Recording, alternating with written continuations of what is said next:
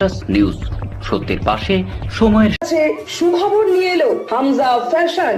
Hamza fashion, এখানে আপনি পাবেন মহিলাদের জন্য অত্যাধুনিক সাজ পোশাক, আছে কুর্তি, লেহেঙ্গা, শাড়ি, স্যুট, নাকাব ইত্যাদি। আমাদের ঠিকানা Asansol GT road, eastern railway high স্কুলের বিপরীতে। তাহলে আর দেরি কেন, এবার পুজোতে আপনারা সবাই চলে আসুন হামজা ফ্যাশনে।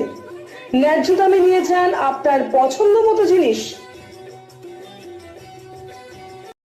নিউজ সত্যের পাশে সময়ের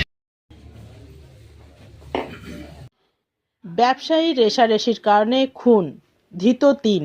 খুনের ঘটনা ১২ ঘন্টার মধ্যে হীরাপুর থানার অভূতপূর্ব সাফল্যে খুনের ঘটনায় ৩ জনকে আটক করেছে। শনিবার সকালে হীরাপুর থানার করিমডাঙ্গালে ব্যবসায়ী মোহাম্মদ শফিউদ্দিনের অস্বাভাবিক মৃত্যুকে ঘিরে চাঞ্চল্য ছড়িয়ে পড়ে। এলাকাবাসী এবং পরিবারের সদস্যরা খুন বলে দাবি করেন। তদন্তে নেমে এসপি ইপ্সিতা দত্ত ঘটনার সাথে জড়িত ৩ জনকে আটক করে এবং তারা স্বীকার করে তারা জড়িত। পুলিশ আধিকারিক জানান, সকাল 6:30 নাগাদ তারা খবর পায় মোহাম্মদ শফিউদ্দিন নামে এক ব্যক্তি রক্তাক্ত অবস্থায় পড়ে আছে। পুলিশ প্রশাসন গিয়ে তাকে তুলে জেলা হাসপাতালে পাঠালে চিকিৎসক মৃত বলে ঘোষণা করে। তদন্তে নেমে পুলিশ মৃতর বড় ভাইয়ের 2 ছেলে মোহাম্মদ কালাম এবং মোহাম্মদ সাদ্দামদের আটক করে এবং তারা স্বীকার করেছে তারা এই ঘটনা ঘটিয়েছে এবং একই সাথে জড়িত অন্য একজনকে আটক করা হয়েছে। মূলত এদের একটা দোকান আছে, সেটা বিক্রি করা নিয়ে পারিবারিক অশান্তির কারণে খুন করা হয়েছে বলে দাবি।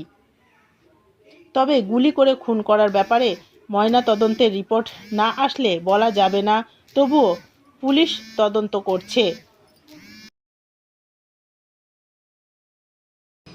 আজকে সকালে 6:30 নাগাদ হীরাপুর থানায় একটা খবর আসে কি একজন ব্যক্তি উনি করিমডাঙ্গাল এরিয়াতে ইনজার্ড অবস্থায় পড়ে আছেন।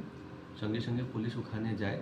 তখন জানা যায় কি উনি করিমডাঙ্গাল যে মসজিদ আছে সেখানে যাচ্ছিলেন। তখন ওনাকে কেউ পিছন থেকে ফলো করেছে। পরবর্তীতে ওনাকে আমরা হসপিটালে পাঠানো হয় और হসপিটালে যে আছে ডক্টর বাবু ওনাকে মৃত ঘোষণা করেন। ওনার প্রাথমিকভাবে দেখে মনে হয় কি ওনাকে একটা গানশট ইঞ্জুরি মতো ইঞ্জুরি আছে। পরবর্তীতে immediately ACP, CI and OC Hirapur থানার সমস্ত টিম ইমিডিয়েটলি তদন্তে নামে। আর সেই তদন্তের মধ্যে পাওয়া যায় কি যে ভিকটিম আছে তার নাম আছে মোহাম্মদ শরফুদ্দিন, 45 বয়স আছে। ওনার যে বড় ভাই আছে তাদের সাথে একটা প্রপার্টি ডিসপিউট ছিল, সেই জন্য ওনার একটা রেষারেষি চলছিল। পুলিশ পরবর্তীতে আরও ইনভেস্টিগেট করার পরে 2 জনের ইনভলভমেন্ট পায়, যার নাম আছে মোহাম্মদ সালাম 24 বছর অ্যান্ড সাদ্দাম 32 ইয়ার্স। ওদেরকে পুলিশ নিয়ে আসে, ওদেরকে জিজ্ঞাসাবাদ করে। পরবর্তীতে ওরা কনফেস করে কি ওরাই এই ঘটনাটাকে পুরোটা ঘটেছে, প্ল্যান করেছে। তার সাথে সাথে আমরা একজনের আর ইনভলভমেন্ট পাই, যার নাম আছে রবীন্দ্র সিং, তাকেও আমরা অ্যারেস্ট করি। পুলিশ যে আছে ঘটনার স্পটকে পুরোটা কর্ডন করেছে।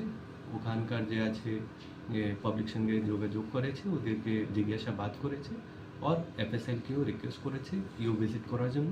আমাদের পরবর্তী ইনভেস্টিগেশন চলছে, যদি আর কেউ যুক্ত আছে তাদেরকে আমরা ইনভেস্টিগেশনের মধ্যে ইনভেস্টিগেট করছি। মোহাম্মদ সালাম ও মোহাম্মদ সাদ্দাম এরা কি আত্মীয়, রিলেটিভ? ওরা যে ওদের 2 জন বড় ভাই আছে তাদের ছেলে। স্যার রবীন্দ্রের ইনভলভমেন্ট কি আছে স্যার? রবীন্দ্রের আরেকজন যে আছে ও যে আছে এই ঘটনার সঙ্গে যুক্ত ছিল, ও কনস্পিরেসির মধ্যে যুক্ত ছিল। ওনার নিউজ সত্যের পাশে সময়ের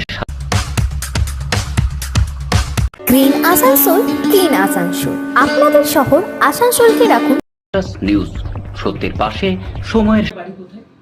ওনার বাড়িও আছে হীরাপুর। স্যার এই মোটিভ কি কারণে? ওদের একটা দোকান ছিল, তার বিজনেসের যে ম্যাটার ছিল, ও সেই জন্য ওদের মধ্যে একটা রেষারেষি ছিল, যার জন্য এই ঘটনাটা ঘটেছে। গুলিটা কে চালিয়েছে স্যার? টাইম? গুলিটা যে আছে আমাদের পুরো ইনভেস্টিগেশন ব্যাপার আছে, ওদেরকে ফার্দার ইনভেস্টিগেশন করা হচ্ছে, এফএসএল টিম ভিজিট করবে, বাকি সব কিছু ইনভেস্টিগেশন পার্ট আছে। স্যার সিসিটিভি ফুটেজে একজনকার দেখা গিয়েছিল মুভমেন্ট, তাদের মধ্যে কি এনারা কেউ? যে সিসিটিভি ফুটেজে যে মুভমেন্ট করেছে তাদের পুরোটা আমরা প্যাটার্ন স্টাডি করবো, তারপরে জানা যাবে কি অ্যাকচুয়ালি কে ছিল। নিউজ, সত্যের পাশে সময়ের